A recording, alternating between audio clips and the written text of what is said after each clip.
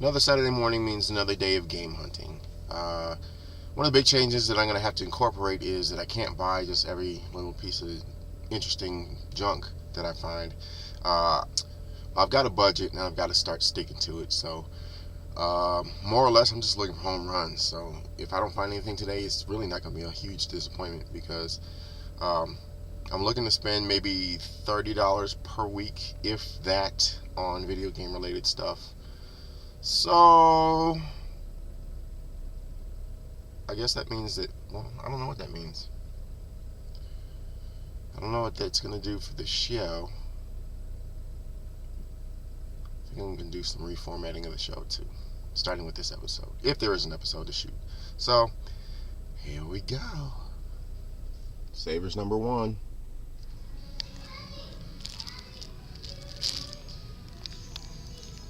I already have this.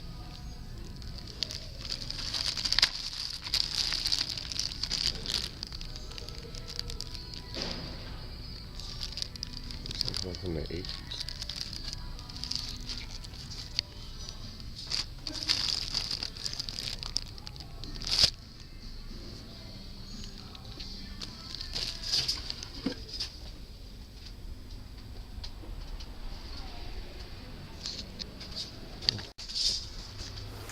As is the habit with most Saturdays these days, I didn't pick up a whole lot, but I did happen to get a few things.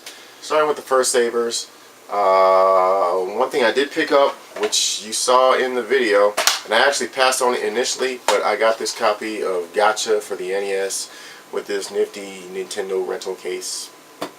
I actually did not think that I had this. I thought I did at first. I have a video games database on my phone to kind of keep track of everything that I do have. I mean, I guess it's kind of sad when you get to the point that you don't even remember what you have anymore. But off the top of my head, I thought I had this. I looked in the database, and it turned out that I didn't, according to my database. But when I got home, I realized that I do have it. So, you know, whatever. It's an extra copy. $2.99. It's kind of hard for me to pass up any NES game when I see it regardless, but yeah, I got that. So from Savers, I went to the next Savers.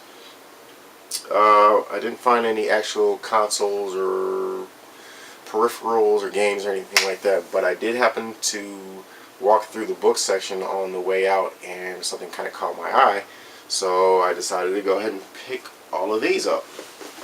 I got 4 issues of Nintendo Power. I'm not going to look at what year and month they are, but one of these had like a really nice retrospective on Super Nintendo, so that was the main reason I got them.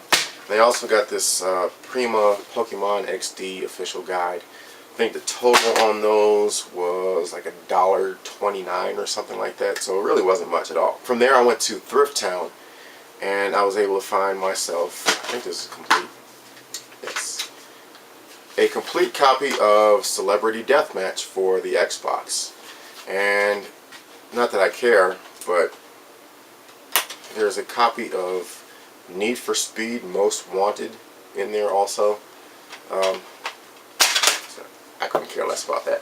So from there I went to the indoor flea market, didn't find anything there. There's a couple games that I was kind of considering, SSX 3 and I think it was MDK for PlayStation 2.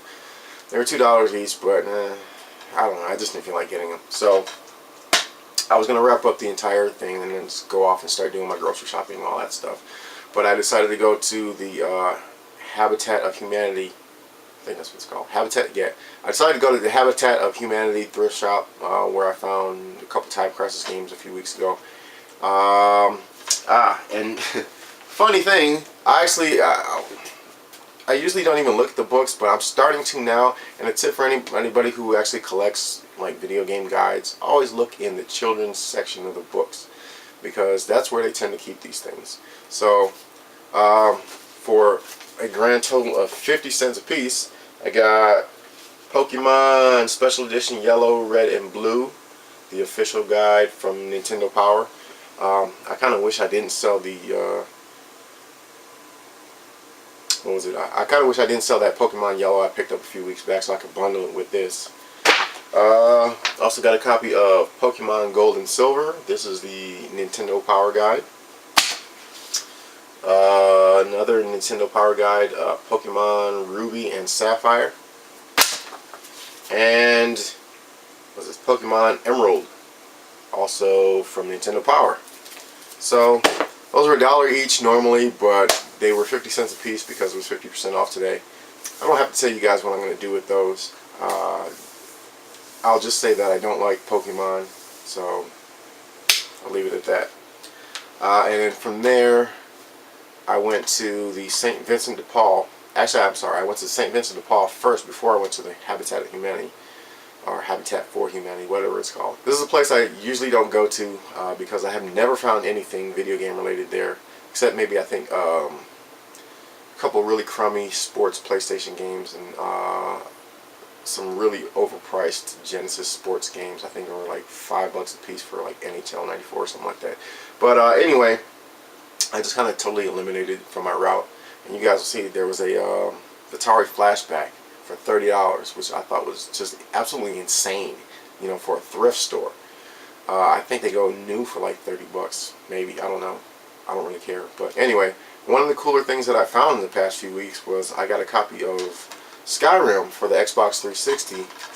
There's no manual, but it was only $2, which is pretty amazing. I'm not as excited about this as I could have been because I actually just bought, was it the Legendary Edition, I think it was called, on Steam like a month ago, a month and a half ago.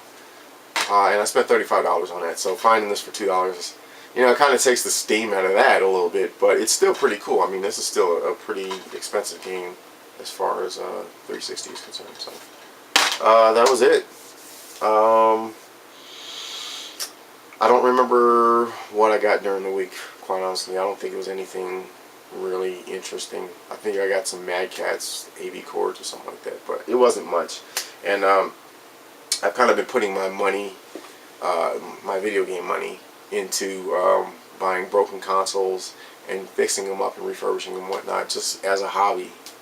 Not necessarily to make money, but just like I said, as a hobby, because it's something, it's very strange, but I kind of enjoy doing. I don't like seeing, you know, dead consoles, so, you know, if I can bring them back to life or whatever, I do, and I've had pretty good success with that so far, and I'm going to have to do a video probably in the next 2 weeks or so showing exactly what I have, and maybe talk a little bit about what I've done, because I got one more shipment of stuff coming. But yeah, I've definitely got my hands full with that. There's a lot of stuff that I need to work on, so probably not going to be doing a whole lot of picking up with anything for a while, which is probably a good thing because I don't need to be spending money on that anyway.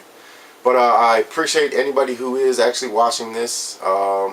Give me a like, thumbs up, visit the Facebook. I haven't been doing much with that, so I'm sorry. But yeah, all this stuff is really time consuming if I want to actually get into it and do it, you know, properly.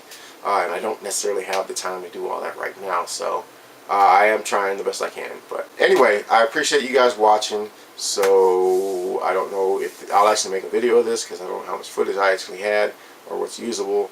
I'm trying to get away from doing the same thing over and over and over again every week. It's getting pretty mundane and boring, so we'll see. I'll have to figure out some way of switching up and making it more interesting. But regardless, I do appreciate the few people who are watching, so peace.